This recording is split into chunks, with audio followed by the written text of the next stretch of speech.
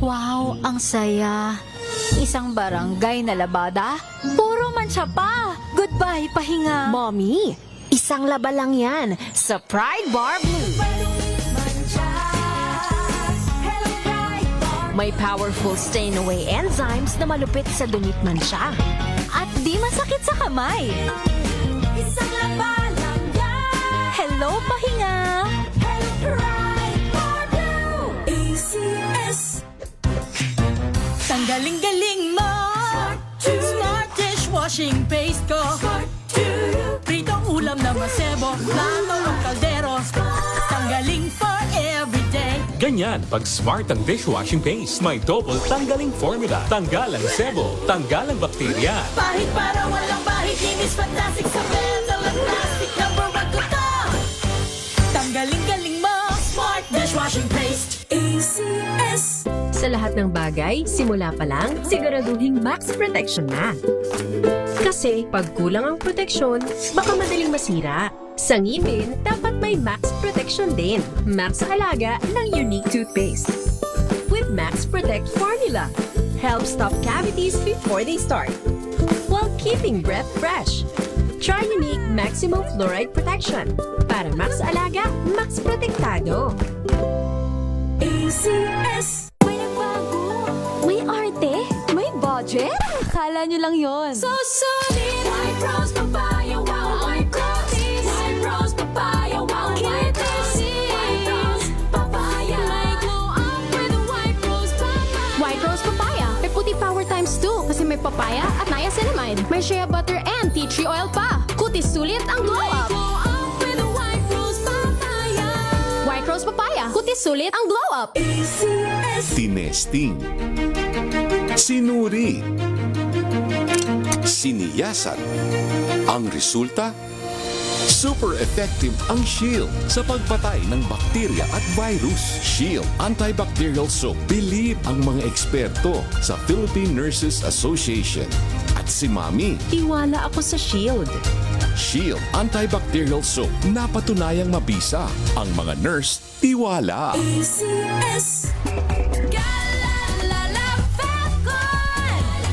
Galalala Falcon. Ang bango ng sampayan. Tara na magsayawan. Calefacton, amoy nakaka-joyful! Sa puso ng kalikasan, natatangi ang prutas ng mangosteen. Ito ay nagtataglay ng antioxidant compounds na alpha, beta at gamma mangosteen. Ang MX3 capsule ay isang food supplement na gawa sa natural na mangosteen. Ito ay tested and proven to help avoid knee joint pain discomfort para iwas-iwas sa sakit with long-term supplementation 2 capsules daily. MX3 capsule, tunay, natural at original. Mahalagang paalala, ang MX3 capsule ay hindi gamot at hindi dapat gamiting panggamot sa anumang uri ng sakit. Galalala Falcon. Galalala Falcon. Ang bango ng sampayan. Tara na magsayawan. Calefacton, amoy nakaka-joyful! MX3, dito ko bilib.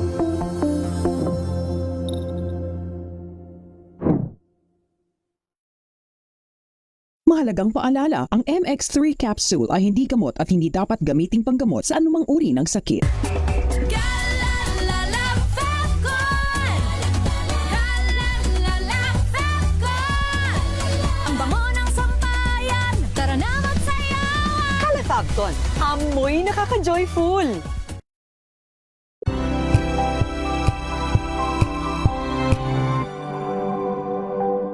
Ito ay bunsod ng naitalang 17 individual na ang kanilang naaresto. Ng Metro Manila Development Authority o MMDA ang No Contact Apprehension Policy o NCAP sa Metro Manila. Sa ang ilang mga dokumento ay peke.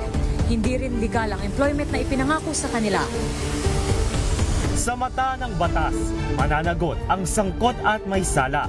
Dahil sa bawat paglabag, may karampatang parusa.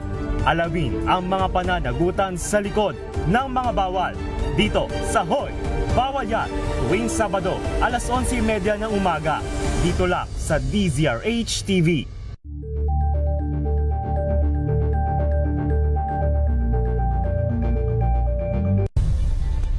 Nagsimula sa pangarap hanggang sa maabot ang tagumpay. Iba't ibang kwento, iba't ibang mukha ng atletang Pilipino.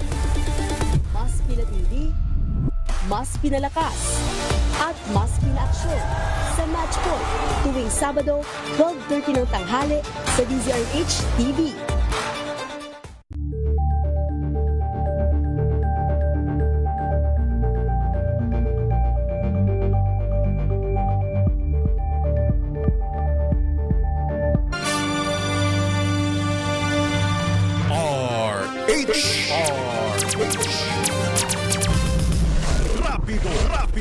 Rapido, hataw, balita.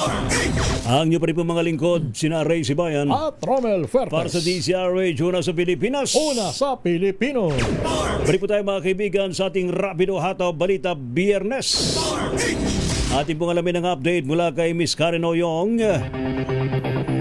Bilang pagpupugay daw po para sa FWs, Department of Tourism at ang Intramuros may libre. Yun! Yan ang gusto natin, libre. Meron daw pong libreng heritage access at guided tours. Ating alamin sa report ni RH4, Miss Karen Oyong. Miss Karen. Yes, kasamang Ray, kasamang Romel. Yes, libre. Yan ang ating paboritong salitang naririnig.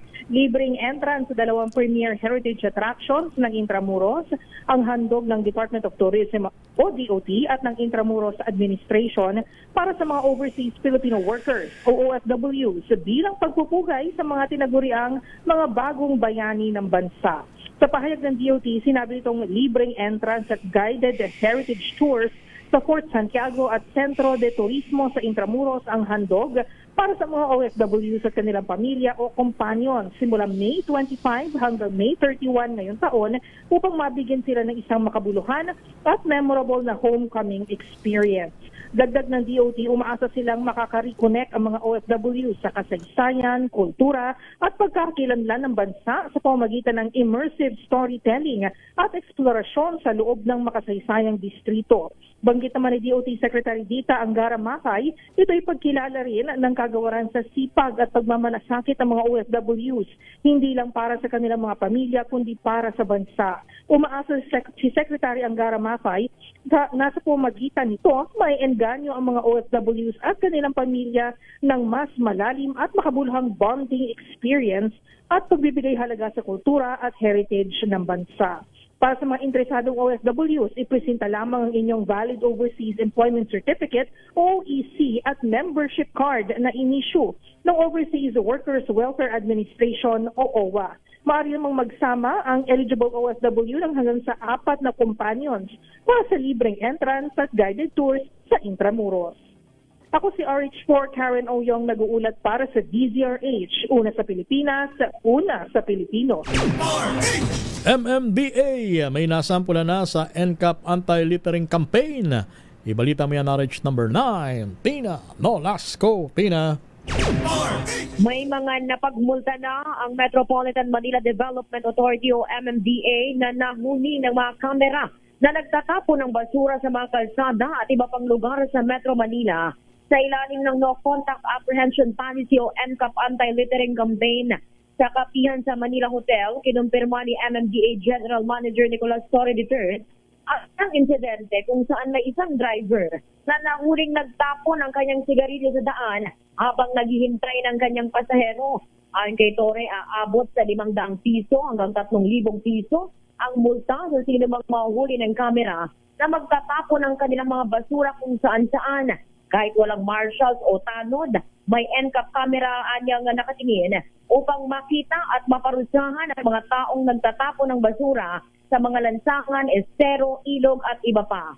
Layo din ang nasabing akbang na maturuan ng disiplina ang mga mamamayan at para maiwasan ang pagbara ng mga basura sa mga kanal na nagdudulot ng pagbaha. Kasabay nito, tiniyak nito rin na gumagana ang 80 pumping station sa Metro Manila. Sa kasalukuyan, mahigit 400 CCTV camera ang nakakalat sa Metro Manila na 24 oras na nagbabantay para makapanghuli ng mga lalabag dito sa anti-littering campaign. Ito, si RH19 na Durasco para sa DZRH, una sa Pilipinas, una sa Pilipino. Thank you, RH9, Tina Nolasco. Samantala naman, Steel plant sa Misamis Oriental sablay pa rin sa Environmental Clearance Certificate. Kinakitaan daw po ng radioactive chemicals ayon po yan sa DENR. Report mula kay RH5, Val Gonzales. Val.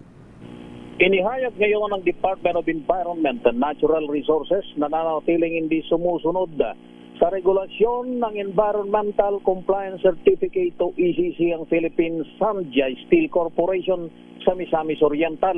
Ito ay matapos ang monitoring visit na isinagawa noong Mayo 17 sa kanilang pabrika sa loob ng Philbidec Industrial Estate na matatagpuan sa Barangay Baluarte sa bayan ng Tagoloan.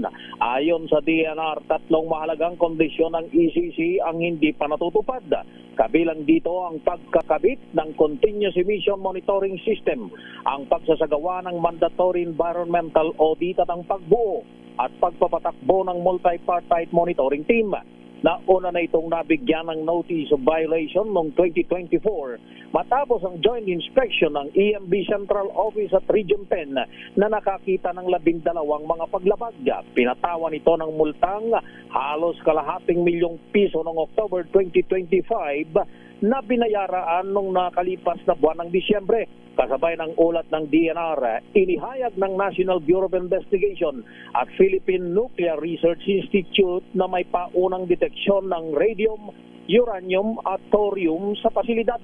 Sabi ng DNR, patuloy ang mas pinaigting nilang monitoring habang inihintay ang panghuling paglalabas ng report ng PNRI sa posibleng peligro ng nabanggit na steel plant sa kalusugan at maging sa kalikasan.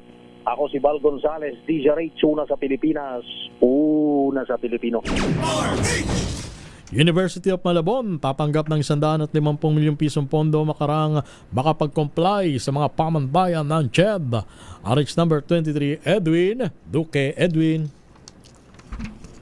Pero makalipas ang 33 years mula ng may tatong City of Malabon University, isang makasaysayang tagumpay ang nasaksihan ngayong araw. Pinirma rin kanina ni Malabon Mayor Jenny Sandoval na official lang nakakabit ng CNU ang institutional recognition mula sa Commission on Higher Education o CHED matapos ang mahabang proseso ng pag-aayos sa pag-comply at pagtutulungan upang maabot ang mga tinaktang pamantayan. Dahil dito'y muling makakatanggap ang CNU ng 150 milyong pondo mula sa UNIFAS na makakatulong sa edukasyon ng mga estudyante at pagpapabuti naman ng pasilidad ng pamantasan. Sa isang maising talumpati, pinasalamatan ng alkalde ang lahat ng nagsikap at umasa itong maging inspirasyon sila sa mga susunod na henerasyon na makakilala at papaunlad ang universidad sa kalidad na kasanayan. Tiniyak din ang kami buong suporta para sa bawat estudyante sa kanilang kinabukasan. Aris 23, Edwin Duque nagulat sa DJ Rach, una sa Pilipinas, una sa Pilipino. Rapido, hataw, balita. Standby, mga balita mula po sa mga probinsya, Pilipinas ang oras, alas 12:30.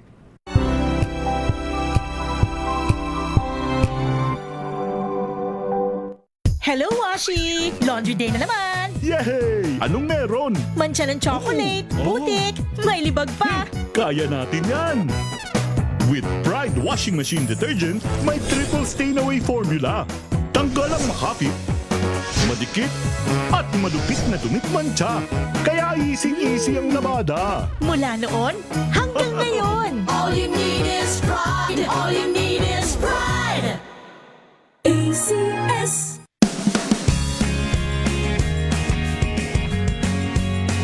Unboxing MX3 Tea. This is a unique combination of mangosteen and pandan. Each box has 20 tea bags that can be steeped to 1 glass or up to 1 liter of water. Enjoy it hot or cold. Shop at Lazada, Shopee, and in leading drugstores nationwide.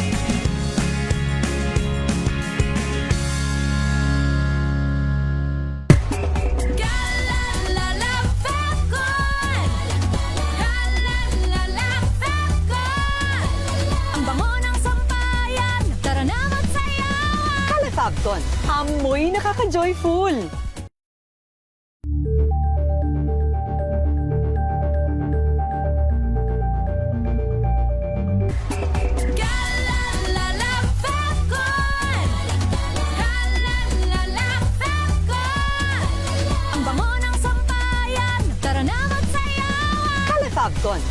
Amoy nakaka-joyful!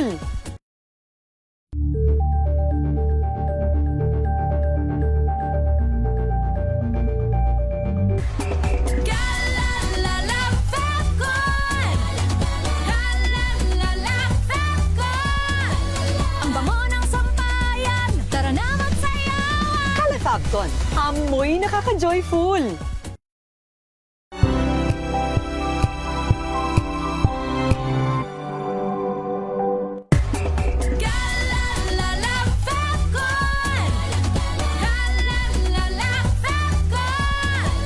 Ang bango ng sampayan, tara na magsayawan! Califabcon, amoy nakaka-joyful!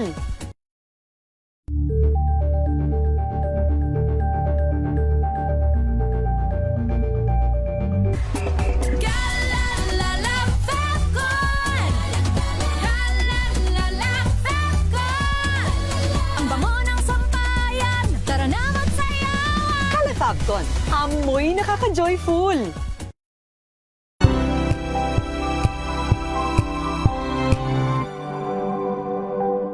Abangan this Saturday. Hi, this is Happy C and you're watching Scene Zone. Mga revelation ng nag-iisang inang reyna ng K-pop. We announced 7 p.m. show. 6:30 na, walang tao sa buong Araneta. Mamatay-matay ako. Parang every show naman. Except yung mga ano. Hindi, really am so against ticket scalping. Sobrang ganda. Nakalimutan ko i-press record. Anong sagot mo sa mga mahilig manghingi ng ticket? Okay. Alas 12 ng tanghali, dito lang sa DZRH TV.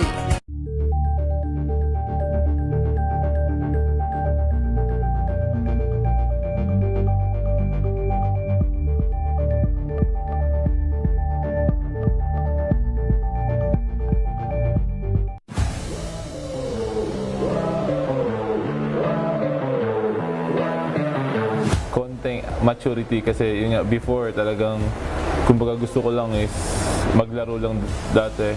Kumbaga kahit anong mangyari, at least basta naglalaro ako ganun. Pero ngayon syempre, isipin mo na yung long time like kailangan namin manalo muna para like maganda yung itakbo ng team namin. Meron pa bang mas mahalaga sa buhay mo aside from basketball? Ano pa yung mga bagay na pinaprioritize mo? Syempre, family ko. Kasi sila naman yung number one kung bakit ako naglalaro ng basketball. Mas maganda kung one franchise lang ako lalaro. Yun yung pangarap ko. Hi, ako si Justin Arana, isang professional basketball player para sa Converge Fiber-Xers. Abangan ang ating exclusive interview dito lang sa DZRH TV Matchpoint. Mabuhay ang atletang Pilipino.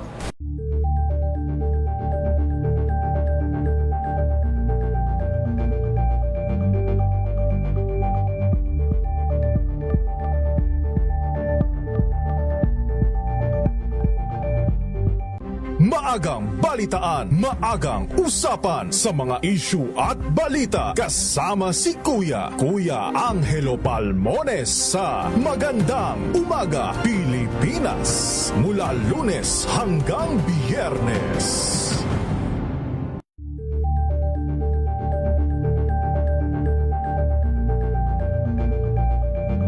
We've got you covered. From the hottest hits, exclusive interviews,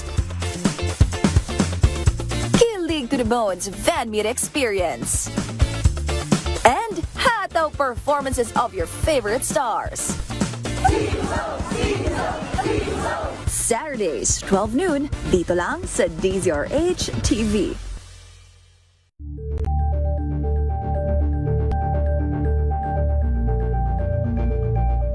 Curious ka ba sa maraming bagay?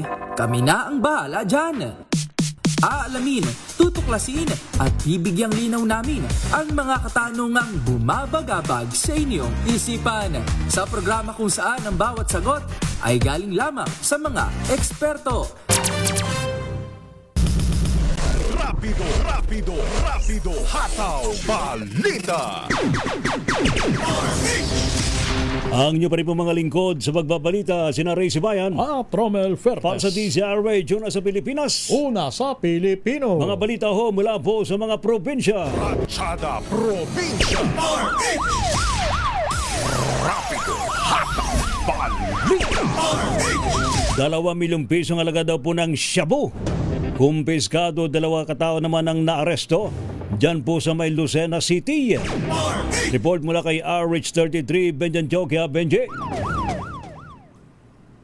Nasa 2 milyon pesos halaga ng hinihinalang shabu ang nakumpiska ng mga otoridad ng Lucena City PNP makaraang magsagawa ng drug bypass operation sa barangay Ilayang Iam, Lucena City, kung saan arestado dito ang 2 drug suspect na nakilala sa alias Rodel at alias Sherwin, pawang mga nanirahan sa Dalahican, Lucena City. Sa report ni Lieutenant Colonel Ryan Hernandez, hepe ng Lucena City PNP, kay Quezon PNP Provincial Director Police Colonel Bong Albasia, nasa 103 grams ng shabu ang nakumpiska at nagkakalaga ito ng 2 milyon pesos, kabilang sa mga nakumpiska sa 2 drug suspect ang iba't ibang mga paraphernalia, kabilang ang 500 piso bill na ginamit bilang drug bypass money, at ngayon pareho nakakulong sa lock-up jail ang 2 drug suspect at kakaharapin ito ang mga kasong paglabag sa Republic Act 9165. A2 si Benjan Chuki nag-uulat para sa DCRH, una sa Pilipinas, una sa Pilipino.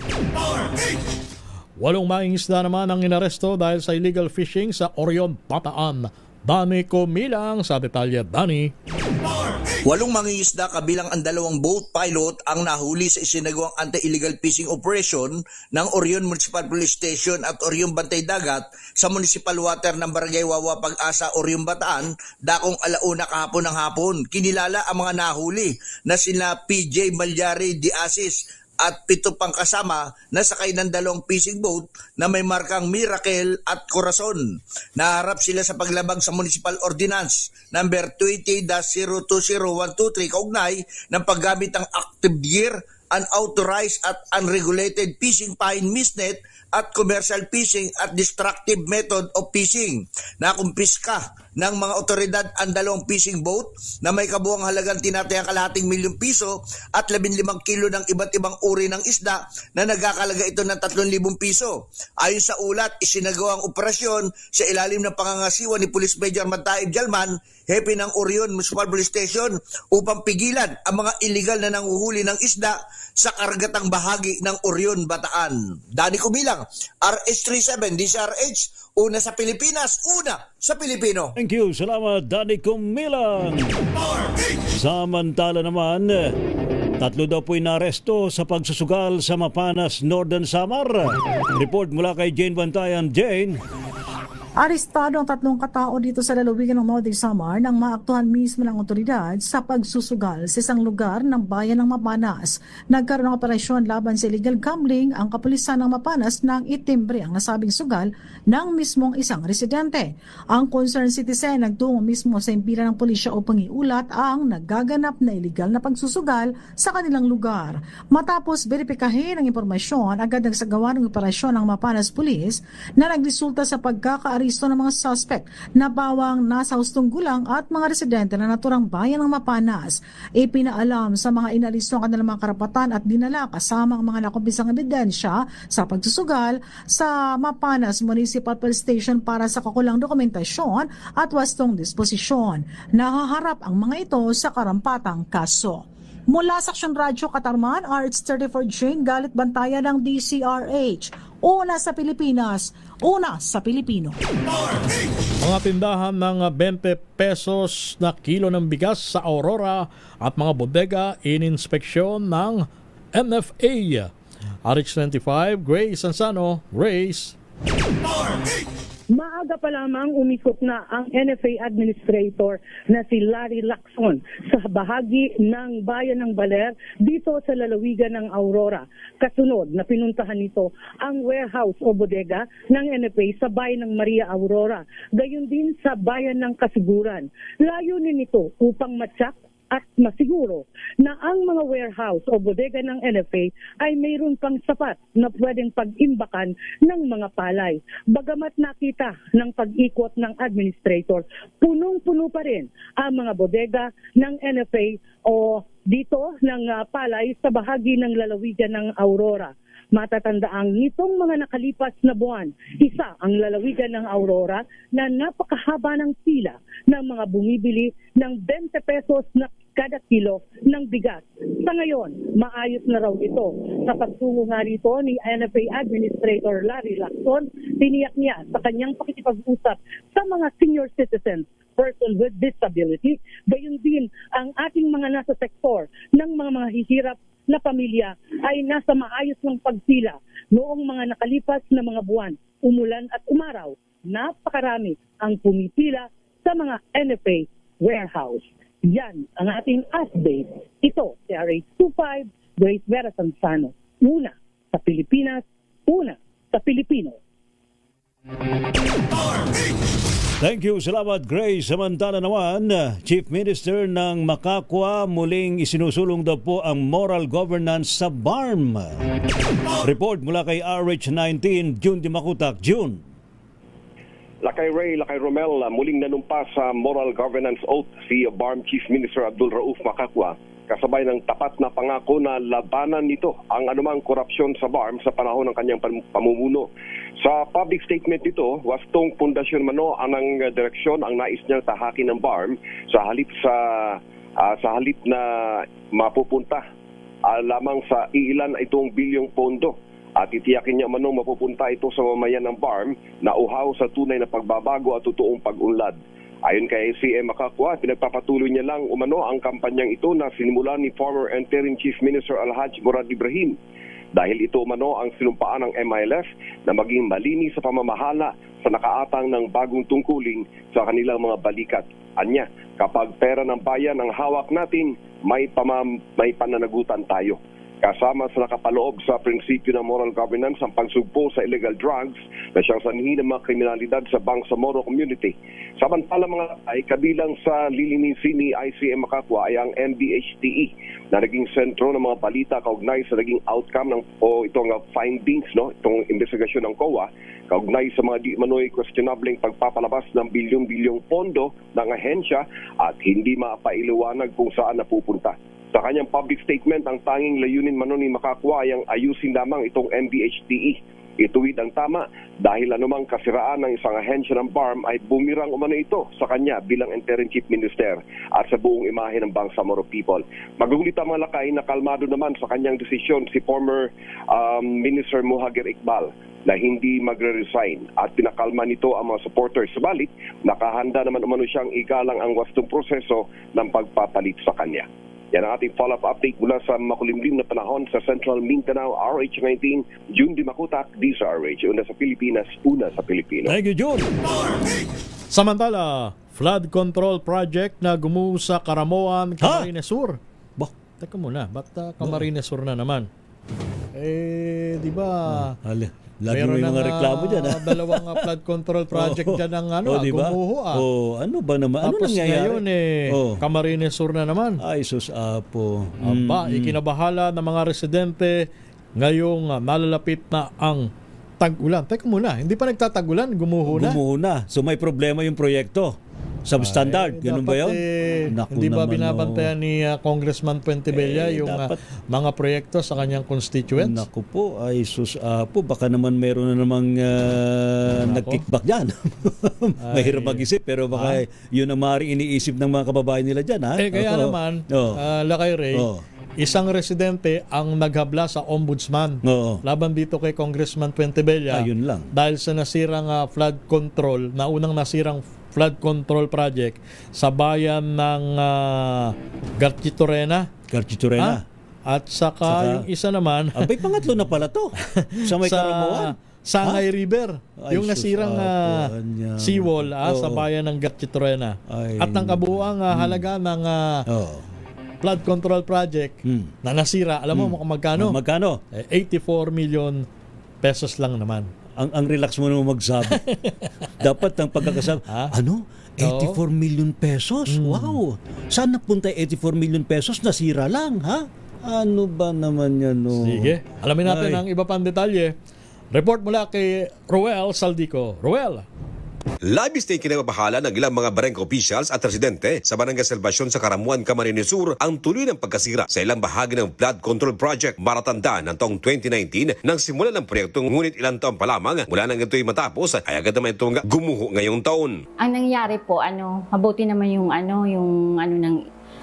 ilog kasi hindi pumapasok ang tubig sa amin, di ba? Yung nasira na, yun, madali lang pumasok sa aming bayong tubig hanggang dito yung baha. Kaya mas mabuti po na malagyan ulit ng flood control doon para hindi pumasok ang tubig sa amin.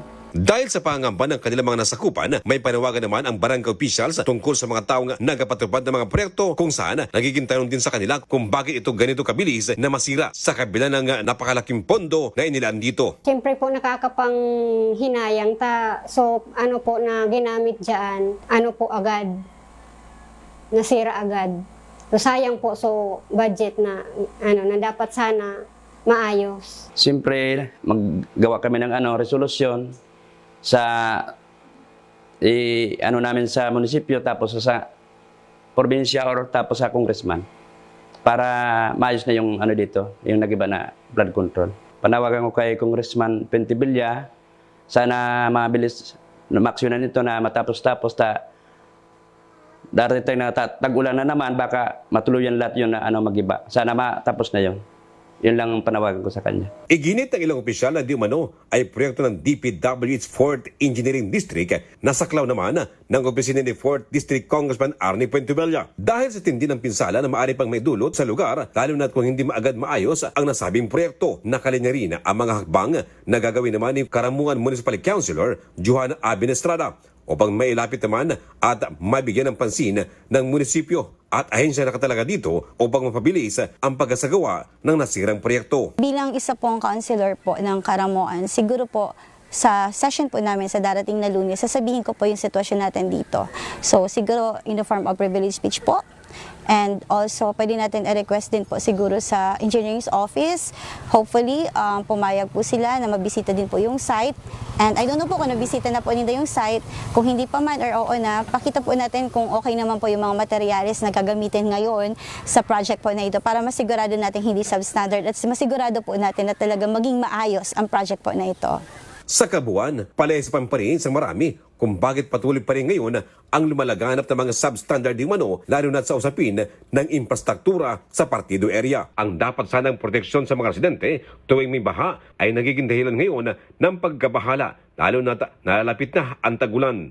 Panawagan naman ng mga residente na gamitin ng maayos ang pera ng pamahalaan dahil buhay ng bawat mamayan ang posibleng malagay sa panganib. Mula dito sa Bicol, ito si RH18 Roel Saldico, una sa Pilipinas, una sa Pilipino. Pag ganyan nakikita mo, partner, na hindi ka lang magkahalong lungkot at galit na. Lalo na meron ng record katulad nga nung nangyari sa pagguho ng flood control project sa Sagnay River. Tapos nasundan pa nung bumigay na seawall sa bayan ng Garchitorena. Ano ba yan? Tapos pangatlo na to. Pangatlo na. Karamuan. Hindi pa sumasapit ng kasagsagan ng tag-ulan. Paano na yan? Sana naman Congressman na Pentibella. Maasikaso naman sa ito, matutukan, Saka panagutin niya kung sino mga nakinabang niyan. Siyempre, sa kanyang distrito yan. Tama. Diba? Meron tayong tinatawag na command responsibility. Sana naman yung iba pang kaparehong proyekto, magawa ng paraan at nang hindi na maulit-uli yung mga ganyang problema. Samantala naman sa ating pa rin pong mga report mula sa probinsya, First Royal Leadership Peace Summit isinagawa daw po sa may Sultan Kudarat. Report mula kay RH30 Eric Dasdas. Eric!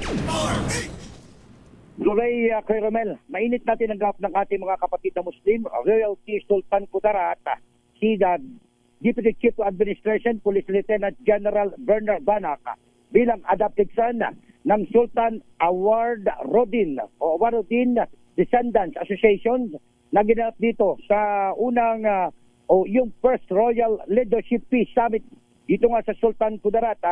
Layo na makasaysayang pagtitipon ng mga Sultan Rahamuda at dato na mas lalong palakasin ang mga usapin para sa pangmatagalang kapayapaan sa buong rehiyon ng Mindanao. Binigyan diin ni General Banak na ang patuloy na dialogo ang susi upang makamtan ng tunay na kapayapaan hindi lamang sa rehiyon kundi sa buong bansa. Nangako rin ang general na siya ang magsisilbing opisyal na tulay ng ating mga kapatid na Muslim patungo sa PNP o Philippine National Police at sa pambansang gobyerno. Ang nasabing pagtitipon ay kauna-unahang inisyatibo na inihanda ni Police Colonel Sultan Salman Sapal, ang Sultan na Biwang Sarangani, Darussalam na dinalahan naman mula sa iba't ibang lugar dito sa probinsya ng Mindanao. Ito si Eric Pestas para sa DZRH, una sa Pilipinas, una sa Pilipino.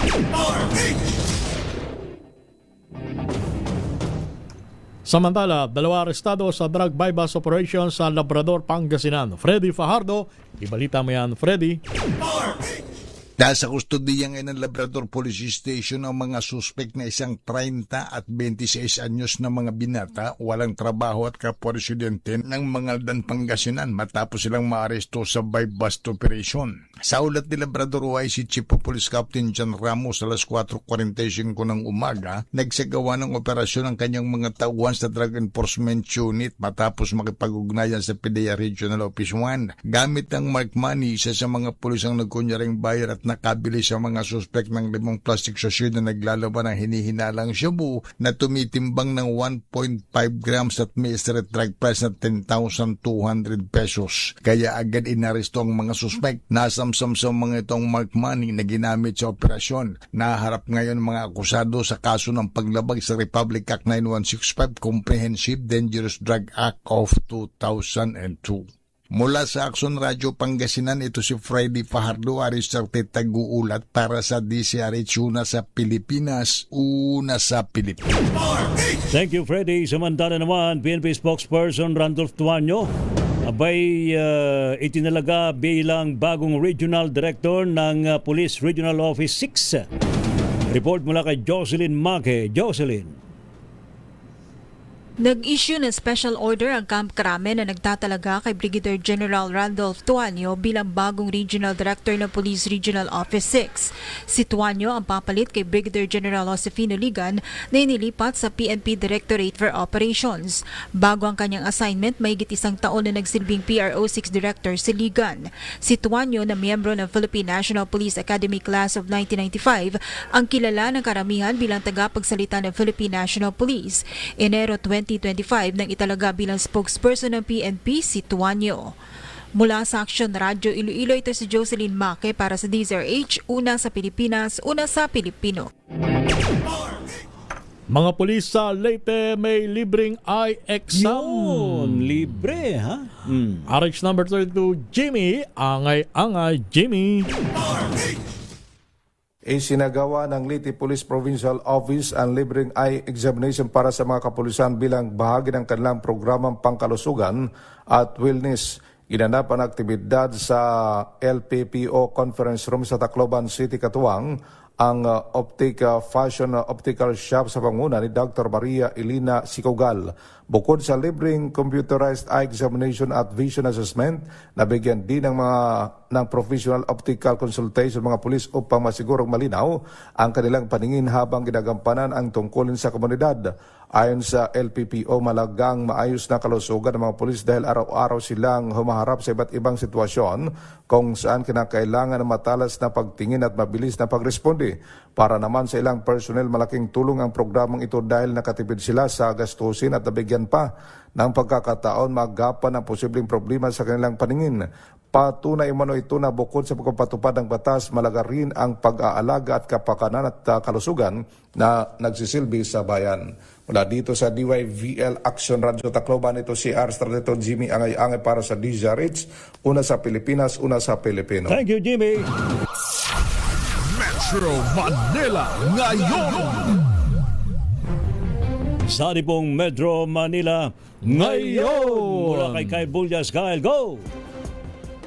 Lakay Ray Romel, abiso sa ating mga motorista, kasalukuyan pa rin hindi nadaraanan ang westbound lane ng Shaw Boulevard sa pinaarko ng Barangay San Antonio sa Pasig City dahil ito sa tumakilid na truck na may kargang harina Ayon sa pahinante ng truck, patungo sana sila sa Palilan, Bulacan pero bigla na lamang sa bagay ng truck dahil hindi umano maayos ang pagkakasalansa ng karga nitong harina. Wala namang nasaktan sa insidente dahil kumalas ang katawan ng truck mula sa ulo nito kung saan nakasakay ang driver at pahinante. Nagpapatuloy ang clearing operation kaya naman pinapayuhan ng mga motorista na dumaan muna sa Pioneer Street bilang alternatibong ruta. Sa iba pang balita, magsasagawa naman ng restoration at reblocking ang Department of Public Works and Highways sa ilang kalsada sa Quezon City. Kabilang dito ang bahagi ng E. Rodriguez Avenue mula sa Ortigas Flyover hanggang Green Meadows.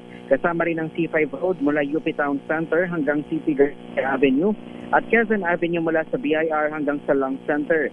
Ayon sa abiso, gagawin lamang ang aktibidad tuwing alas 11 ng gabi hanggang alas 5 ng umaga. Uumpisahan ito mamayang gabi at inaasahang matatapos sa May 25, 2026. Para naman sa ating ulat panahon, mayroon tayong nakataas ng thunderstorm advisory dito sa Metro Manila, partikular na sa ilang bahagi ng Caloocan, Valenzuela, Quezon City, lungsod ng Maynila, Malabon, Navotas, San Juan at Marikina. Kaya naman asahan na ang katamtaman hanggang sa malakas na buhos ng mga pag-ulan sa susunod na isang oras. Yan ang latest sa Metro Manila ngayon. Ito si Kyle Bulya ng DZRH, una sa Pilipinas, una sa Pilipino. Thank you, Kyle Bulya, sa iyong Metro Manila ngayon! Rapido, hataw, balita. Salamat po sa matumutok po sa ating balitaan sa Rapido Hataw Balita. Ngayon pong Thank God It's Friday. Ano po mga lingkod, sina Ray Sibayan at Romel Fertas. Para sa DZRH, una sa Pilipinas. Una sa Pilipino. Pilipinas ang oras, 2 minutes bago sumapit ang alas 3 ng hapon.